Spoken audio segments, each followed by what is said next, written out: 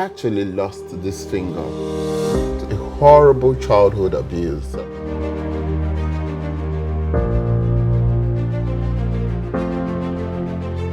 The initiative is called Hope for the Labeled Child. Yeah. When you say labeled child, what do you mean by that?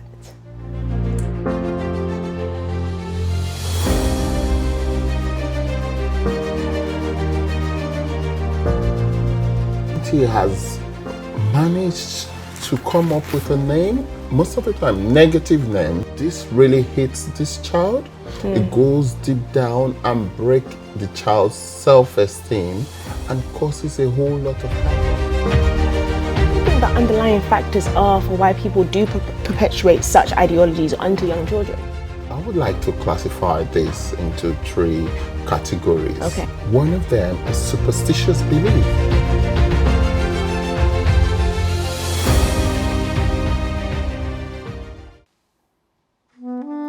So today we are going to learn about all things Hope for the Labeled Child initiative. I'm joined by the amazing Mithrol Avwerosuoghene Irevwe. Mithrol. How are you doing today? I'm very well. Yeah? Yeah, I'm very excited. We're finally here. So for the viewers that don't know you or don't know anything about you, can you tell us a little bit about yourself? Okay. My name is Avwerosuoghene Irevwe. Yeah.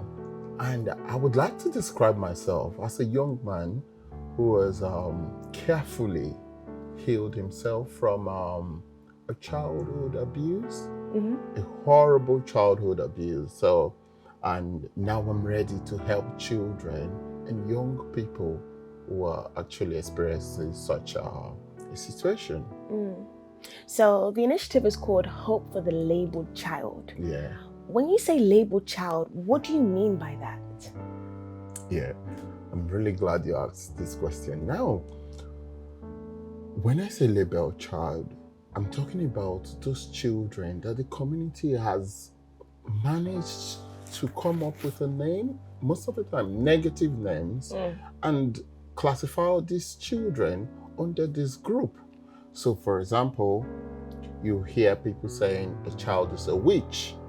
Or someone say a child has a marine spirit, or even though, let's come to the normal secular space now, some persons could call a child good for nothing. And that goes a long way. Now, I don't know if you're very familiar with this, but this really hits this child. It goes deep down and breaks the child's self-esteem and causes a whole lot of havoc. The people who are like inflicting this on the child, I'm sure they do not have a clue of what the child is going through. So this is what I call labeled child. And this is why this organization is here, to save these children going through this trauma. And I feel, because I've gone through this experience and here I am now, I think I'm one in a million that survived it, that have come this far in life. I feel like I'm now ready and well equipped to help children going through a similar problem. And if you could share for us in the best way you know how to, or as deep as you want to go, what was your personal experience with child labeling? This is something I really have to be careful about, because I've come to know there's something they call trauma transfer. Yeah. So I would like you to get ready to, but I won't share so much, but I will share some bits. So now, my father died when I was a baby, like between 5 and 6. And we had this guy living with us. I actually thought he was my brother. I thought he was literally my eldest brother because he was the oldest in the house. And I'm from a family of so many children. I'm the youngest out of 10. 10? 10 Wait, children. you said 10? 10 children from same mom. Go on for your mom. Now, so I actually thought he was my eldest brother, but it was later on I found out, like I was already 15 or 16. And do forget, I just said it started when I was 5 years old. So you see how long this trauma went. Yeah. From when I was 5, this was my formative years. Yeah. So now, when my father died, I think my mother was a little bit scared because she didn't know how she was going to handle 10 children by herself. She was young and naive. Yeah. When I say young and naive, some persons will say, oh, how can a mother be young and naive? But there are so many people there who have children, but they're still young and naive. Now, he managed to convince my siblings that I'm a witch and devil lives in me. Now, to really push this home to you, I actually lost this finger to that experience.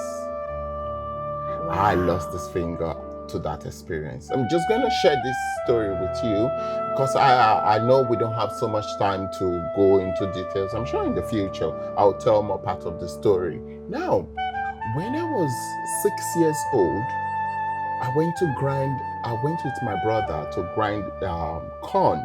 I don't know if you know corn. Yeah. We make it into something we call pap. The Yoruba people call it ogi. Yeah. So now when we got to this the meal place, and my immediate elder brother, his name is Don. I'm sure some of you might know him. He's a comedian. So I think he's 4 years older than me. So we went to the corn mill, and he was negotiating with the guy who was supposed to blend the corn.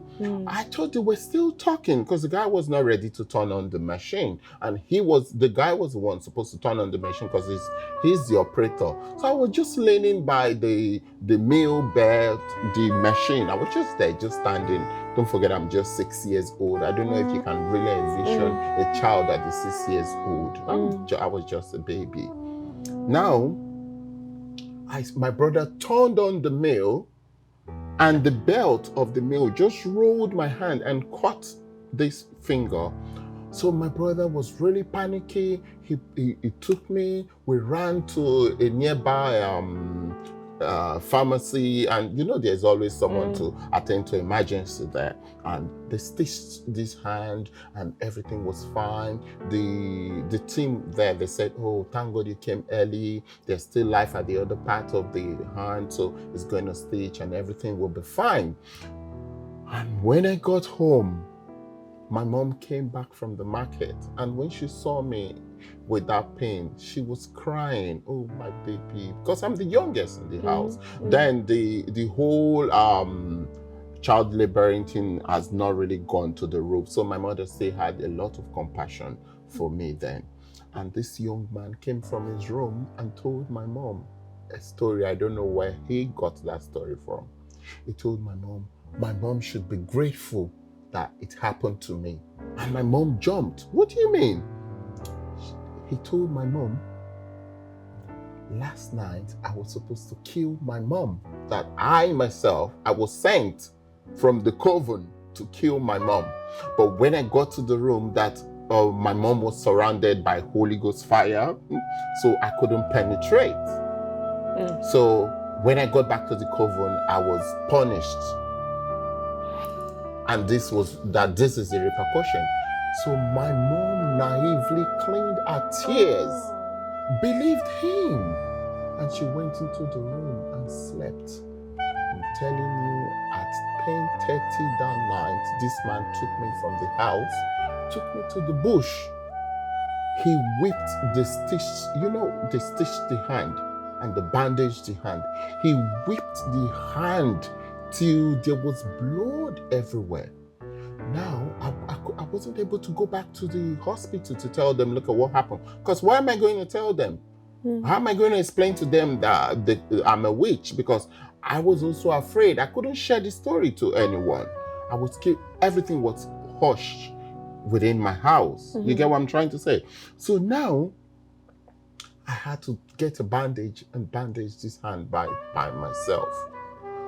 Later on, when I got to the chemist, the team, when they opened the hand, they were just thinking that just to take off the stitch. They saw the havoc this guy caused. But I couldn't tell them anything. So this is the real danger. Even children going through this experience, they are always afraid to speak up because they are also afraid other people might judge them and some horrible things might happen to them. So this was it. So this is one of the things I went through as a child. Could you imagine that? Yeah. So that's it. So sorry you had to go through that. And thank you so much for the vulnerability, for you sharing that with us and the people that will view this. It's really tough to take that in and think about what you could have been going through and the pain you would have experienced at such a tender age and not being able to have a voice. And I guess that's what this initiative is for. Yeah, exactly. Hope for the Labeled Child initiative is meant to give the voiceless a voice. So could you tell us a little bit more about the incredible work that you guys are doing currently for the children that need you? Okay, so now one of our measures, though we're focusing on the children, but you can't really save a child that will go back to a vulnerable background, like when the home is not safe. No matter how you try to save the child outside, you can't really do much. So we're targeting to do a whole lot of we'll go out and speak to families, speak to community. There will be a whole lot of rally, trying to educate people, especially in the rural area. And then again, sadly, the church. Really? Yeah, because most of this, they come from places of authority. Not just the church, just religious places. So most of the time, we get these victims, they come from a religious background where the authority there has decreed and declared something. This is me. I'm not trying to say there's nothing like witchcraft that I'm not concerned about, but trying to manipulate and abuse children in the name of you knowing a whole lot about more than other people, that's what we're trying to fight. So we'll be educating parents and teachers and all of that. So what demographic do you think this affects the most? From your experience, from your research, what demographic is it? Yeah, I think this is a bit tricky one. Okay. You can't just say just the illiterate. Okay. Or you can't just say the people who are not really exposed to education. Okay. Because there are still some persons who claim to be well educated, but they are so religious that they don't even know they're being they're crossing the thin line. So it's really spread to a large extent. But the children we're trying to focus on are children between the age of 9 to 16.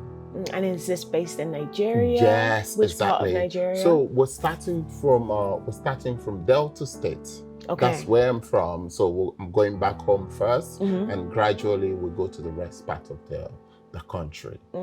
So you said that the work that you're trying to do is more so about enlightening people and educating people, not so much the children, but the perpetrators of such ideologies, right?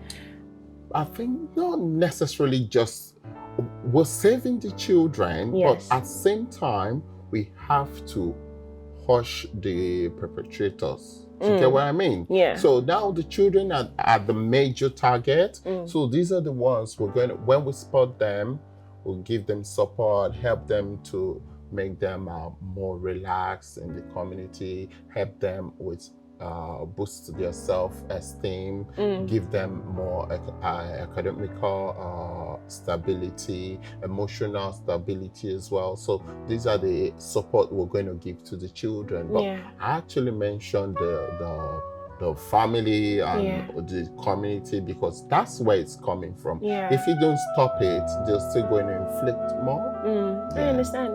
So what do you think the underlying factors are for why people do perpetuate such ideologies onto young children? Yes. So I would like to classify this into 3 categories. Okay. Now, one of them is superstitious belief. Okay. Superstitious beliefs, that is really horrible. Then the other one is fear. Okay. When they see some children, do you know there are some really unique children? For example, in those days, I don't know if it still happens now, the sickle cell anemic children in Nigeria, they used to call them like marine spirit. Instead of them to take these children to the hospital, seek help, they try to bully the child and maltreat the child, thinking they could bring the spirit out of the child, the spirit of the sickness. So that is actually coming from a place of ignorance. Yeah, so that's another category, underlying factor. So we have fear, we have ignorance, we have superstitious belief, and sadly we have religious beliefs. Yeah, so I really feel so bad about this because I feel religion is supposed to bring love and peace, but now some persons use it as a weapon to hurt other, trying to divide family, trying to link troubles to some innocent children and innocent young ones. And as someone that has experienced it personally, I can only imagine the residue that was left within you throughout your entire life to the man that you are today. Yeah. So what sort of repercussions of such labeling do you think affect young children in their development, in their manifestations, and how they become in their adult lives? Good. That's a very important question. So now, one of the major ones is the lost self-esteem. So from when, I'm going to speak to you very practically and personally, from when I was 6 years to when I was 15 years, I felt like I was another creature. I didn't feel like a human. So when I see other children, I feel like they are the normal children and I'm the abnormal one. Each of the, I didn't feel like I'm worth anything good. You could imagine while other children are praying and wishing for great things, I was actually thinking of when I was going to die, where my corpse was going to be thrown. So they actually have no self-esteem. Now the other one, they become so vulnerable. So vulnerable that any story could catch them.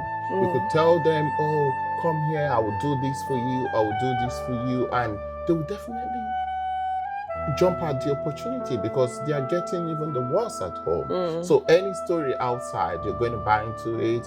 Anything that looks like love, they're going to just run and grab it. And their sense of interpreting risk is very, very low because they're going through the worst of things. You get what I'm trying to say here? Yeah. So now, that's another part. They are being vulnerable. This other part, they would always try, they're always struggling to impress. Okay. They were always struggling to impress because they feel, oh, what can I do? What can I do to be accepted? Yes, or identified with, or what can I really do? And this is why some of the children, they end up joining horrible gangs because they just want to be relevant. So you see a child like 16 years old trying to get a car, a big car. Why am I even saying 16? Like 13 years old. Their dream would be outrageous. It would not balance with their age and where they are because they just want to impress someone. They just want someone to accept them for something. Because I remember when I was 14 years old, I was constantly stealing my mom's money to buy toys for other children. I was actually just hunting for love, and that was bad habits I was picking up. Do you get what I'm trying to say here? So these are some of the traits that this child laboring will live inside of you, and sometimes even they're always quick to defend themselves because they just feel like, can someone just hear me? Can someone just hear me? By the time you say, could you come here? The next thing they'll say, why should I come? Because there's something in them that is now being rebellious because they've felt so much maltreat from the society. You know, I think it's really important you bringing this to life, right? And you said that the children that experience these things really struggle to express what they're going through directly. So for the outside looking in, what are the key indicators for someone to really identify that maybe this child is going through child labeling? Good. Yeah. I'm glad we got here. So now, one of the first factors to look is assess the child's self-esteem. When the child is trying to prove a point all the time, something is wrong. When the child is always struggling to respond to every word that you say to that child, I think when you see a child outside and you ask, why did you drop this here? Before you ask, they've given you 10 reasons something is happening. That child is being traumatized at home because she's feeling like, oh, they want to attack me again, so I have to defend myself. Yeah, so I would say when the child is so quick to defend him or herself, that's a sign. Then, when a child is quick to apologize, that's another sign. So even as an adult, if you're very quick to apologize, you need to go back and really heal yourself, because sometimes you're even apologizing for things that you have not done just to have peace, and that's not how a human should actually be.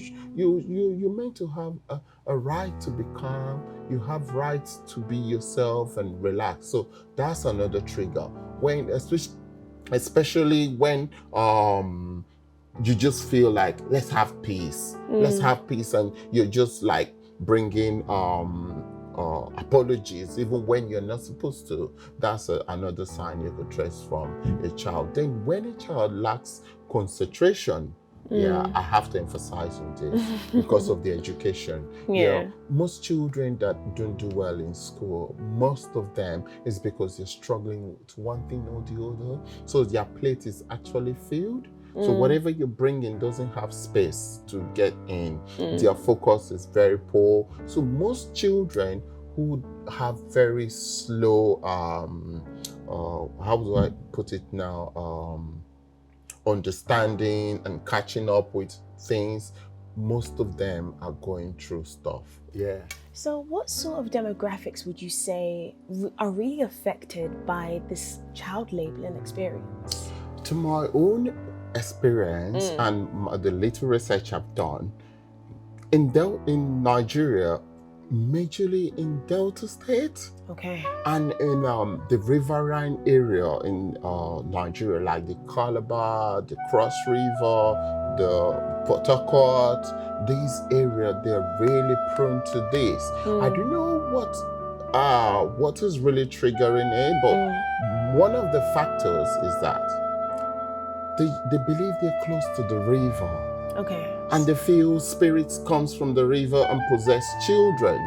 For example, there are churches where once this child is looking so beautiful and pretty and a little bit vain, like the child takes time to brush her eyebrows, automatically they're going to say the child has a marine spirit. And that child will be labeled, and she's going to suffer that.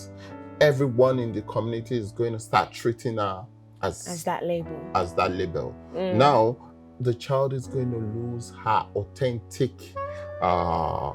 personality, and she's going to start convincing herself maybe these people are right. Yeah, and she's going to be so self-conscious. Before you see, she loses self-esteem. Now, I'm going to talk about the place where I'm from in particular. Yes, okay. So now, I think you kind of just spot it out. It's very shielded. You know, in the African family, they tell you what happens at home stays at home. Yes. Yeah. So, but now, when I was a child, I knew at least 10 children that were going through what I was going through as well. But I only found out because of my IQ. Because even if they don't harm you now, when they becomes a great nuisance tomorrow, they're going to harm us. Yeah. So we really need to, with every single penny we send and invest into this is a penny for us. We're actually saving our lives by helping these children now so they don't go that route. But the stuff that they're going through may not necessarily be child labeling though, could it be? Could it be other things, or would it be specifically from your perspective? Would you say if someone is struggling to pay attention, or someone that is always super apologetic or seeking attention, would you attribute those directly to child labeling, or just a certain level of trauma within their household. Yes, a certain level of trauma within the household. And most of the time, it really comes down to child laboring. Now, when I say child laboring, don't forget, I also included calling a child useless. Okay. Or foolish. Okay. So that's all part of it. Okay. It's just the part I came from Was is like the more extreme part. Okay. So there's a spectrum yes, of child laboring. there's a spectrum of child laboring. So when you actually call a child foolish, that's laboring the child. Yeah. Okay. So the child will actually act in a certain way of all of these characters I just outlined. The child will definitely be pushing out some of them. And so with this initiative, what are the approaches or strategies that you're using to make sure that you are having a lasting impact on the society of those you serve? Oh, good. So now we've decided to work with the community. Yeah. So we are not coming and say, "Ooh, what are you doing is wrong." We're actually coming to have a full conversation. So we're getting the community leaders involved. We're getting the church leaders involved. So like when we get into a community, we'll speak to the community leaders. So the conversation is going to be it might not be very smooth, but at least to some extent, because we're getting some persons educated. We're not just attacking. You get then teachers. We're getting teachers involved as well, because I'm sure there are some teachers who really struggle with some children. They teach and explain, but they really don't know that there are some underlying issues. So we're going to get them involved, maybe have more conversation with children. I'm very sure if I had a friendly teacher that spotted how I was performing in school, then I'm sure if the teacher was really friendly, I would have opened up and told the teacher, look at what I'm going through. And that teacher could have been a great help. And, like they say, life is about making impact. Yeah. And that teacher's impact would have been like, I'm glad I'm here today because I'm now ready to help other children. And when you say help other children, right, I'm just thinking, just for the listeners and the viewers, they want to know like a practical way. So if we have a perpetrator here, and we have a child that's been labeled, how does the Hope for the Labeled Child initiative help both? Both, okay. So let's talk with the perpetrator first. Yes, that's what I would always say. But first of all, you have to identify the child. Okay. You have to identify the child before you trace the perpetrator. Okay. So now, when you get to the perpetrator, you have to. We've planned, arranged stages on how we could approach the perpetrator. Yes, and speak to the perpetrator, educate them. Like I said, so is it like a course, or is it just more discussion? Yes, it's a discussion. But if we're not getting anywhere with the discussion, then we have to enforce the law. Okay. Yes, and actually protect that child, because no child deserves to go through that trauma. When we see it's not actually coming from a place of I'm sorry to say, I would like to say foolishness now. If it's not coming from a place of ignorance or foolishness, if it's coming from like a malicious act, then we have to pull in the law. So I think now, after getting the perpetrators sorted, then we can now concentrate the child and help to build the child by supporting the child academically, emotionally, and all of that. So we have a team where we could help the child with like private lesson teachers to make the child speed up at school, and we'll organizing social activities to boost the child self-esteem, and also work with other relevant bodies to bring that child's self-esteem back to at least an acceptable level. Yeah, and that sounds like a very multifaceted approach that requires a lot of, I would say, resources to enable you to execute the work that you're doing the right way. So how do you plan on securing the right resources to ensure that you're able to serve those who need you most? Oh, good. Now, talking about resources. Yeah. We're talking about money. About money. Yeah. I think that's the mullahs and the force. That's the moving force. Funding Because is whatever important. I'm saying now we could just keep saying Yeah. without the money we're not going anywhere. But now at this beginning, like I told you, this has been a dream for a long time. So I've saved a bit. Right now I'm just on self-funding. Okay. But trust me, I really believe out there are people who have gone through what I'm trying to explain. Even if they've not gone through it, they've seen people who've gone through it. So when they see a work like laid out and with the work we've done, we'll push them out, people see, I'm very sure that we'll get funds and we get volunteers. Like we're really looking forward to funds and volunteer and not just financially, of course, that is very, very needed. Even just get involved, like help one or two child. Like if we get someone who could help, like with private teaching in a locality, that would be very wonderful and welcome. And if we even get people who could write articles, we would really appreciate that. But for fund, I strongly believe, and I believe in the public, that when they see good work going, there will be a lot of people who will respond and will get funding. Do you have like rough figures in mind? Like how much does it cost to have a tutor, a private tutor for the child? How much does it cost for the social activity, for example, if you're taking them out to just enjoy life and just feel good about themselves for a period of time? So just rough, obviously things change. Yeah, things actually change, but we're trying to really make this very, very practical. Yeah. So for example, if we get like in a postcode and we get like 5 children in a postcode, we could get a lesson point for them where they will come together, the 5 children, instead of getting them one single private lesson teacher. Then they could come around and the teacher will come and it's not very expensive to get teachers, and this is an NGO. So let's say we could pay a teacher, let's say like if we pay a teacher like 100K, like right now, like 100K is like let's not quote the exchange rate because it can fluctuate. Yes. As we know about Nigeria. So if we pay like one lesson teacher like 100,000 naira and we get like 3 lesson teachers, that's a month. That's like servicing like 5 children. Yeah. That's servicing 5 children. So even in a year, we're getting like 10 times 300. That's 3 million. Yeah. Yeah, that's for 3 children, and that's restoring life. And don't forget, it's not something you're just going to keep forever, as in those 5 children. You push them, and they'll get to a point where they can now be by themselves.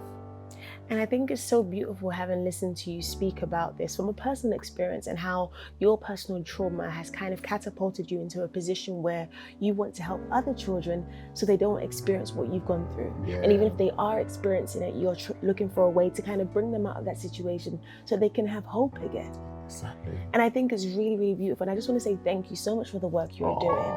And so sorry you had to go through that, but I feel like and you know what, when I'm a believer in God, and I think me too. It's just tough when you're going through certain things you don't know why, but everything happens for a reason. And in hindsight, when you think about things, although it may not have been a pleasant experience for you, if you had not gone through that, maybe this initiative would not have existed. Yes, exactly. And then the people that you're going to serve through this initiative will not be able to be helped. Exactly. So although it was a tough experience, and I can't even imagine what a 6-year-old would be going through when they're experiencing such trauma, it was necessary. Yes, it was. And the people that you're going to help with this initiative are going to thank you for just the amazing work you're doing. Thank you so much. Thank you. Thank you so and much. And thank you to everybody that when you see this, like that's gonna, I think they're gonna really feel the message and the purpose behind the work that you're doing. But before I let you go, what impact and what legacy do you want the Hope for Labeled Children initiative to have? Yeah, the impact and the legacy I want Hope for Labeled Children to have is to drop the fact that every child is so precious and priceless. We shouldn't try to mutilate the authenticity of each child. We should leave a child to blossom. I see people commanding children. That's not what we're meant to do. We're just meant to guide and show them so much love so they can blossom. Yeah, you don't get a flower and try to drag the flower, drag it to grow. Yeah. You water it. Yeah. And that's how children are. Yeah. They're very delicate. You can easily mutilate the authenticity of a child. You can imagine, probably when you were younger, you've been the one always asking a lot of questions or talk a lot. And you imagine someone telling you, BC shush, BC, you wouldn't be here today. Yeah. Maybe that voice, BC shush, is really going to be there. Yeah. And it would just kill the dream. Could you imagine? Could you imagine your life without being? What would I be if I'm not talking? Yeah, you get what I mean. Yeah. So this is what we're really trying to put there. The problems we have today is because the solutions that was being carefully created is already mutilated. So they can't really come to solve the solution now. Yeah. They can't bring the solution now. So that's it. Preaching and telling everyone that each child is special. And for people that want to learn more about the initiative, that want to help the initiative, that want to see the work that you're doing, if you could kindly tell them where they can find you. Oh yeah, well we have a website called Hope for the Labeled Child Initiative. And if you want to donate, you just go on the website, you'll see the donation details, you'll see bank account details, and if you even want to volunteer, we have a space for that. Even if you want to send us some articles, some write-up, we'll be really excited to receive that. Thank you so much. We're really looking forward to that. And for everyone who has gone through a situation that I've just described, I'm really begging you, please come out. Please, come, let's pull this together. You know how it felt. You know how it felt when you were still young, the struggle. Please, let's do this together. Thank you so much. And thank you, Mithrol. Thank you to everybody that has tuned in. The Hope for the Labeled Child Initiative needs you. So if you are interested, you've listened to Mithrol, you know where to go, serve those and impact others that need it most. Thank you once again and see you soon. Bye.